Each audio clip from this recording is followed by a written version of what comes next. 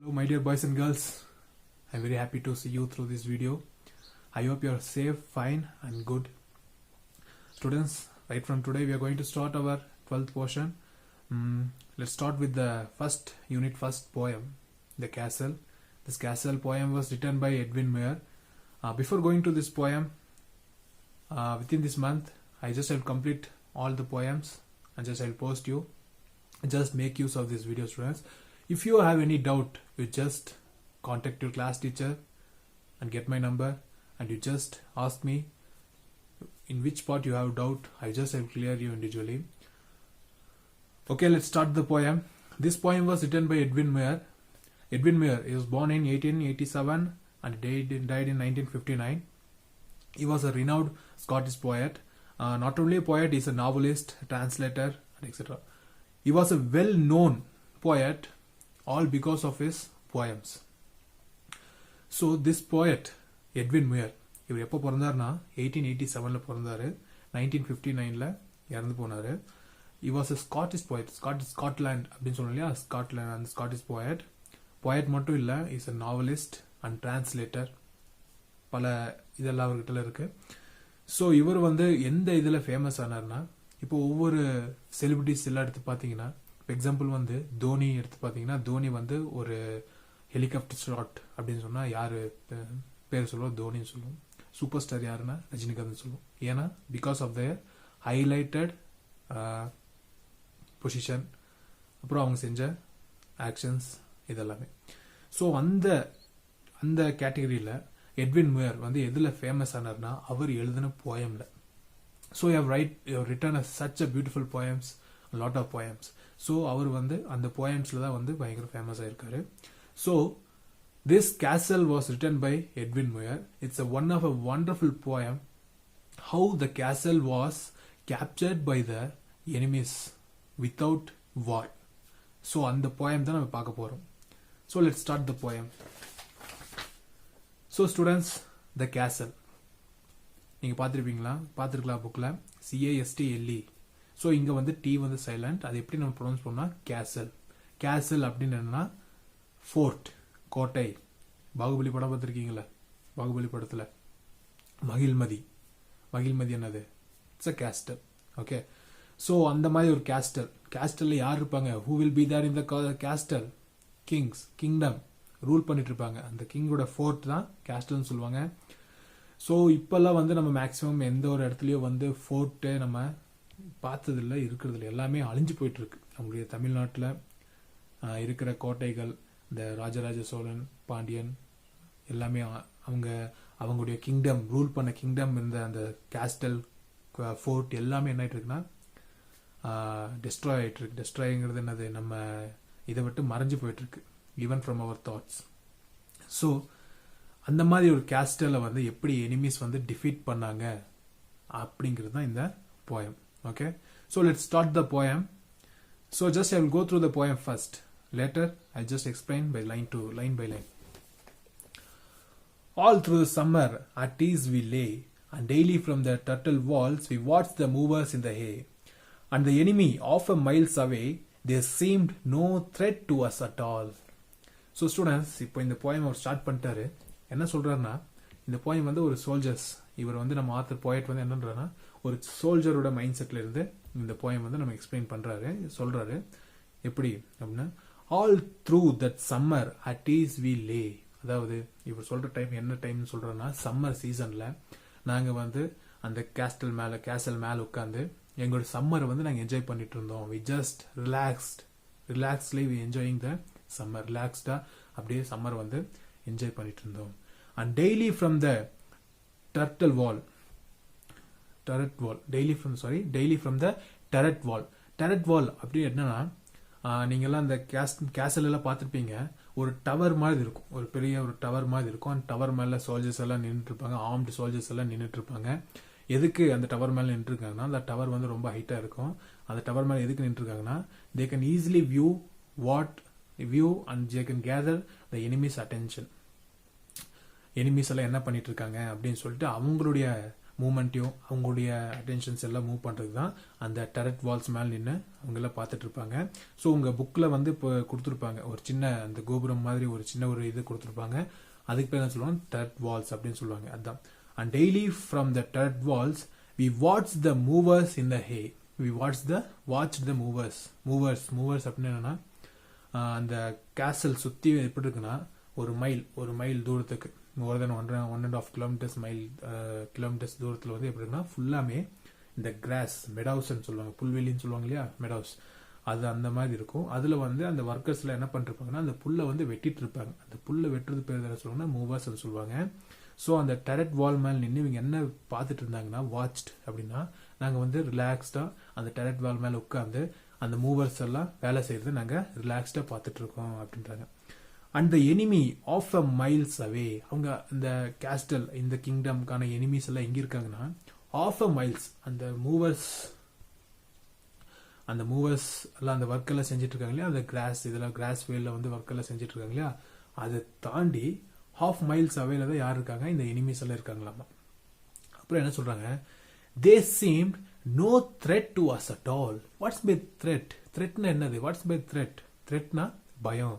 எங்களுக்கு அவங்க of the miles அங்க இருந்தாலும் எங்களுக்கு எந்த ஒரு பயமும் கிடையாது, நாங்க ரிலாக்ஸா இருக்கோம். அவங்க வந்து எங்களுக்கு வந்து ஒரு த்ரெட்டனே கிடையாது, ஜாலியா நாங்க இருக்கோம், ஜாலியா அதெல்லாம் வந்து இந்த வேலையில நாங்க பார்த்துட்டு இருக்கோம் அப்படின்னு சொல்லி அவங்க வந்து சொல்லிட்டு இருக்காங்க. நெக்ஸ்ட் பாருங்க, for what we thought had to fear. For what we thought to have fear. நாங்க எதுக்கு நாங்க பயப்படணும்? why we have to fear? with our arms and provender load and load. நாங்க எதுக்கு பயப்படணும்? வார் வந்தாலும் எங்ககிட்ட ஆர்ம்ஸ் என்னன்னா ஆயுதங்கள், வெப்பன்ஸ் எல்லாம் எங்ககிட்ட ரெடியா இருக்கு. அப்புறம் ப்ரொவெண்டர் இன்கேஸ் ஏதாவது வார் செஞ்சுட்டு இருக்கும் போதுனா எங்களுக்கு தேவையான ஃபுட் ஐட்டம்ஸ் எல்லாமே எங்களுக்கு வந்து எப்படி இருக்கு, நிறைய இருக்கு. லோட் அண்ட் லோட்னது குமிஞ்சிட்டு இருக்கு எங்களுக்கு. So why should we worry? why should we fear? எங்களுக்கு எந்த ஒரு கவலையும் இல்லை, யாரு வந்தாலும் நாங்க வந்து எகெயின்ஸ்ட் நிக்கிறதுக்கு நாங்க ரெடியா இருக்கோம். Our towering battlement tier on tier. Okay, so our towering battlements அப்படின்னு என்னன்னா நீங்க எல்லாம் பார்த்திருப்பீங்க, இந்த கேசல் இந்த கோட்டையெல்லாம் சுத்தி ஒரு காம்பவுண்ட் வால்ஸ் மாதிரி இருக்கும். அந்த வால்ஸ்ல ஒவ்வொன்றிலையும் வந்து ஒரு சின்ன சின்ன கேப்ஸ் எல்லாம் இருக்கும். அந்த கேப்ஸ் எல்லாம் எதுக்கு யூஸ் பண்ணுவாங்கன்னா இப்பெல்லாம் பாத்தீங்கன்னா அந்த சாண்ட் பேக்ல வச்சு கன் வச்சு உட்காந்து அட்டாக் பண்றதுக்கு ரெடியா இருப்பாங்க. இந்த ஓல்டன் டேஸ்ல என்ன பண்ணுவாங்கன்னா அந்த கேசல் மேல வந்து சின்ன சின்ன கேப்ஸ் எல்லாம் வச்சிருப்பாங்க. அந்த கேப்ஸ்ல வச்சுட்டு இந்த ஓல்டன் டேஸ்ல கன் எல்லாம் ஒண்ணுமே கிடையாது இல்லையா. ஸோ எல்லாமே எதுல அட்டாக் பண்றாங்கன்னா அந்த பவ் அண்ட் ஏரோல தான் இது பண்றாங்க. ஸோ அதை வந்து கரெக்டா எய்ம் பண்ணி இது பண்றதுக்கு என்ன பண்ணுவாங்க, ஒவ்வொரு சோல்ஜர்ஸ்க்கும் ஒவ்வொரு கேப் இருக்கும். அந்த கேப் வழியா நம்ம என்ன பண்ணுவாங்கன்னா இந்த பவ் அண்ட் ஏரோ யூஸ் பண்ணி அந்த எனிமீஸை வந்து அட்டாக் பண்ணுவாங்க. ஸோ அதுக்கு பேர் தான் சொல்லுவாங்கன்னா டவரிங் பேட்டில்மெண்ட் அப்படின்னு சொல்லுவாங்க. Towering battlement tier and tier. Okay, அது வந்து எப்படி இருக்கு, நாங்க அதுல வந்து ரெடியா இருக்கோம். So why should we worry?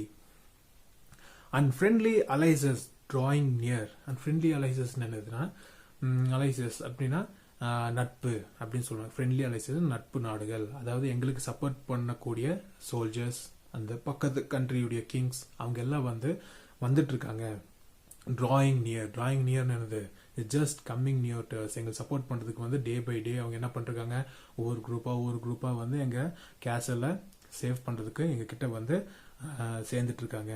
எதுல வர்றாங்க, on every leafy summer road. Daily வந்து அந்த லீஃபி சம்மர் ரோட்ல வந்து என்ன பண்றாங்க, எங்களுக்கு சப்போர்ட் பண்ணக்கூடிய ஒவ்வொரு கண்ட்ரீஸ்ல இருந்து வரக்கூடிய கிங்ஸ் அவங்க சோல்ஜர்ஸ் எல்லாமே என்ன பண்றாங்க, டே பை டே வந்துட்டு இருக்காங்க. ஸோ மோரோவர் எங்களுக்கு என்ன இருக்கு, எல்லாமே ஃபுல்லாமே ஆர்ம்ஸ் எங்களுக்கு ரெடியா இருக்கு. வார் நடக்கும்போது எங்களுக்கு தேவையான ஃபுட் ஐட்டம்ஸும் எல்லாமே லோட் டன் கணக்குல எங்களுக்கு அங்கே வச்சிருக்காங்க. அப்புறம் ஒவ்வொரு டவரிங் பேட்டில்மெண்ட்டும் ஸ்ட்ராங்கா இருக்கு. ஒவ்வொரு பேட்டில்மெண்ட்லயும் வந்து அவங்க சோல்ஜர்ஸ் வந்து என்ன பண்ணிருக்காங்க, அவங்களுக்கான உள்ள வெப்பன்ஸை வச்சு ரெடியா இருக்காங்க. ஸோ அது மட்டும் இல்லாம எங்களுக்கு சப்போர்ட் பண்ணக்கூடிய அத்தனை friendly soldiers, friendly country soldiers எல்லாமே என்ன பண்ணிருக்காங்க, they're coming to support us அப்படின்னு சொல்றாங்க. ஸோ நெக்ஸ்ட் பாருங்க, our gates were strong, our walls were thick. எங்களுடைய கேசலுடைய கேட் எல்லாம் எவ்வளவு பயங்கர ஸ்ட்ராங்கா இருக்கு, யாரு நினைச்சாலும் என்ன பண்ண முடியாது, உள்ள வர முடியாது.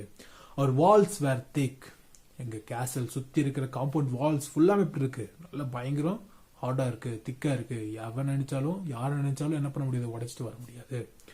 நீ பார்த்துருக்கலாம் இந்த படத்துலலாம்.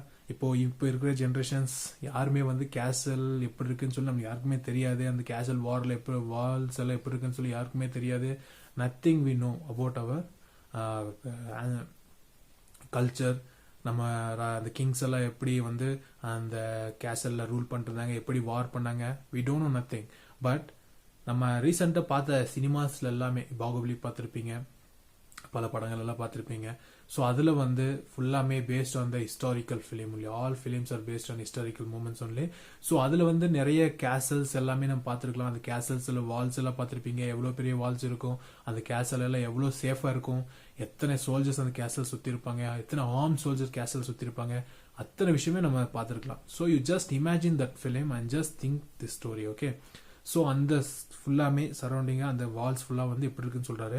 அவர் gates were strong, our walls were thick. எங்களோட கேட் எல்லாம் ரொம்ப ஸ்ட்ராங்கா இருக்கு, எங்கள் வால்ஸ் எல்லாம் வந்து ரொம்ப திக்கா இருக்கு. So smooth and high, so smooth and high. எங்களுடைய காம்பவுண்ட் வால்ஸ் இருக்கு இல்லையா, காம்பவுண்ட் வால்ஸ்ல எப்படி இருக்குன்னா ரொம்ப ஸ்மூத்தா இருக்கு, ரொம்ப ஸ்மூத் அண்ட் ஹையா இருக்கு. ஒய் ஏன் அதுக்கு ஸ்மூத்தா இருக்குன்னு சொல்றாங்க? ஏன்னா அந்த எனிமீஸ் கொஞ்சம் ஏதாவது பேலன்ஸ் பண்ற மாதிரி எல்லாம் இருந்துச்சுன்னா அந்த வால்ஸ்ல வந்து எனிமீஸ் ஈஸியா என்ன பண்ணிட்டு வந்துருவாங்க, ஏறிட்டு வந்துருவாங்க. பட் ஸ்மூத்தா இருந்துச்சுன்னா வி காண்ட், அது மேல என்ன பண்ண முடியாது, நம்ம ஏறிட்டு போக முடியாது, ஸ்லிப் ஆயிட்டு கீழே வந்துட்டு இருப்போம். ஸோ அது என்ன பண்ணுங்க, அந்த அளவுக்கு ஸ்மூத்தா வச்சிருக்காங்க. அதான் இங்க சொல்றாங்க, so smooth and high, no man could win the foothold there. No man can win the foothold there. எங்க வால்ஸ் எல்லாம், அந்த வால் காம்பவுண்ட் வால் வந்து அந்த அளவுக்கு ஸ்மூத்தா இருக்கும். அதுவும் ஸ்மூத்தா இல்லாம ரொம்ப ஹையா இருக்கும், ஹைட்டா இருக்கு. ஸ்மூத்தா இருந்தாலும் ஒரு சின்ன ஹைட்டா இருந்துச்சுன்னா எப்படியாவது ஏறிட்டு வந்துடலாம். பட் எங்க காம்பவுண்ட் வால்ஸ்ல எப்படி இருக்கு, ரொம்ப ஹையா இருக்கு. ஸோ அந்த ஹைட்டை வந்து இந்த ஸ்மூத்னஸா இருக்கிறதுலயும் அந்த ஹைட் வந்து என்ன பண்ண முடியும், யாருமே ஜம்ப் பண்ணி வர முடியாது. No man could win the foothold there. ஃபுட்ஹோல்ட்னா கம்ஃபர்டபுளான பிளேஸ் அந்த வால்ல எதுவுமே இருக்காது. அவன் இங்க கால் வச்சு ஏறிடலாம், அங்க கால் வச்சு ஏறிடலாம் அப்படின்னு சொல்லிட்டு எந்த ஒரு இடத்துலயும் வந்து கம்ஃபர்டபிலிட்டி வந்து அவங்க வந்து அந்த எனிமீஸ் வந்து பார்க்க முடியாது. ஸோ எங்களுடைய காம்பவுண்ட் வால் சுத்தி யாருமே உள்ள வர முடியாது, ரொம்ப ஸ்ட்ராங்கா இருக்கு. எங்க கேட் வழியாகவும் யாருமே உள்ள வர முடியாது. No clever trick could take us death or quick. எந்த ஒரு கிளவரான ஐடியாஸ் இப்படி பண்ணா அவங்கள டிஃபீட் பண்ணிடலாம், இந்த ஐடியால போனா அவங்க டிஃபீட் பண்ணிடலாம், இந்த வேலை போனா அவங்க டிஃபீட் பண்ணிடலாம், எந்த ஒரு கிளவரான ஐடியா வந்து எங்களை டிஃபீட் பண்ண முடியாது. Could take us death or quick. குயிக்ங்கிறது வேர்டு வந்து என்னன்னா அலைவ்னு அர்த்தம். இது வந்து ஓல்டு இங்கிலீஷ். இது வந்து என்ன இங்கிலீஷ்னா பழைய இங்கிலீஷ்ல குயிக்ங்கிற வேர்டு என்னன்னா அலைவ். எங்களை கொல்லவோ, எங்களை நாங்கள் உசுரோடு இருக்கிற வந்து எந்த ஒரு ட்ரிக்ஸும் யூஸ் பண்ணி எங்களை வந்து டிஃபீட் பண்ண முடியாது. Only a bird could have got in. எங்களுடைய இந்த கேசல் குட்ல எந்த ஒரு எனிமியும் வர முடியாது. ஆனா ஒருத்தர் தவிர, பேர்ட்ஸ் தவிர யாருமே எங்க கேசல்குள்ள இது வரைக்கும் வந்தது கிடையாது. எங்களுடைய பெர்மிஷன் இல்லாம யாருமே எங்களுடைய கேசல்குள்ள இது வரைக்கும் வந்ததில்ல, எக்ஸப்ட் பேர்ட்ஸ். அது லாஸ்ட்ல சொல்றாங்க, only birds could have got in. பறவைகள் மட்டும் தான் உள்ள வந்திருக்க முடியும், மற்றபடி யாருமே உள்ள வந்திருக்க முடியாது அப்படின்னு சொல்றாங்க. ஸோ